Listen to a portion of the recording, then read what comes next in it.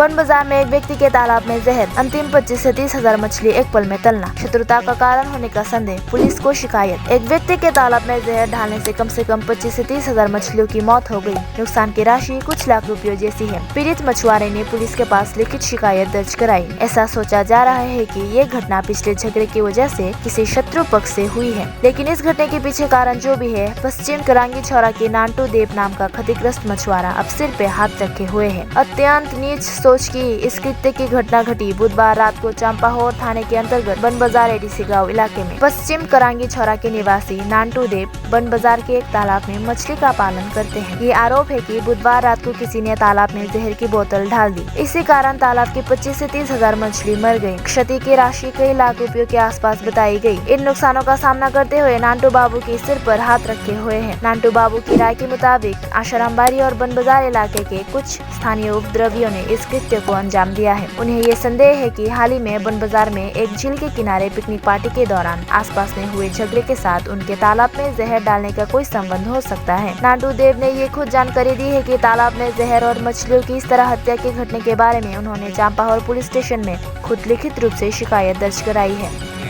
हमार बाड़ी से पश्चिम करांगी चोरा আমার একটা জলাশয় আছে বনবাজার। গতকালকে আমার জলাশয়ে বনবাজারের কিছু দুষ্কৃতী মিলে জলাশয়ে বিষ ঢেলে দেয়। আমার মাছ 20 থেকে 25 হাজার পোনা নষ্ট করে ফেলে। আমি জানি বিগত 2 মাস আগে আমাদের करांगीचोरा গাঁও সভার প্রসেনজিৎ দাস বনবাজারে লবতেলাঙ্গার পুকুরে পিকনিক স্পটে পিকনিক করছিল। তখনকার সময় বন বাজারের যারা যারা প্রসেনজিৎ দাসকে অ্যাটেম্প টু মার্ডার করছিল, ওই এরারে দিয়ে আমার আইডিয়াটা হইতাছে এই এরাই আমার ক্ষতিটা করছে। এখন বর্তমানে পুকুরের মাছ নষ্ট করছে।